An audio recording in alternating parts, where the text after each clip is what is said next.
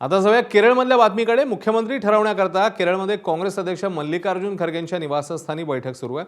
बैठकीसाठी केरळ काँग्रेसचे नेते आणि राहुल गांधी देखील उपस्थित आहेत। मुख्यमंत्री पदाचे संभाव्य दावेदार के.सी. वेणुगोपाल, रमेश चेन्निथला आणि व्ही.डी. सतीशन हे देखील यावेळी उपस्थित आहेत। या बैठकीत मुख्यमंत्री पदाच्या नावावर शिक्कामोर्तब होण्याची शक्यता ही वर्तवण्यात येते।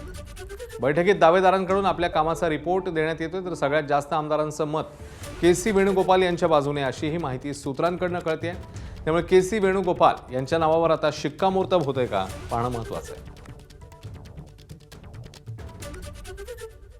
केरळचा मुख्यमंत्री ठरवण्यासाठी काँग्रेसचे राष्ट्रीय अध्यक्ष मल्लिकार्जुन खरगे यांच्या निवासस्थानी बैठक सुरू आहे। आपण मल्लिकार्जुन खरगे यांच्या दिल्लीतील निवासस्थानी आहोत। इथे थोड्या वेळापूर्वीच राहुल गांधी पोहोचलेले आहेत। त्याशिवाय काँग्रेसने ज्यांना निरीक्षक म्हणून नियुक्त केले ते अजय माकन आणि मुकुल वासनिक देखील बैठकीसाठी पोहोचलेत। विशेष म्हणजे केरळ राज्यातील काँग्रेसचे मुख्यमंत्री पदाचे तिन्ही प्रमुख दावेदार के.सी. वेणुगोपाल, त्यासह व्ही.डी. सतीशन आणि रमेश चेन्निथला हे देखील या बैठकीमध्ये हजर आहेत। त्यामुळे आज काँग्रेसचा केरळचा मुख्यमंत्री कोण होणार याविषयीचा फैसला दिल्लीत होण्याची शक्यता व्यक्त केली जाते।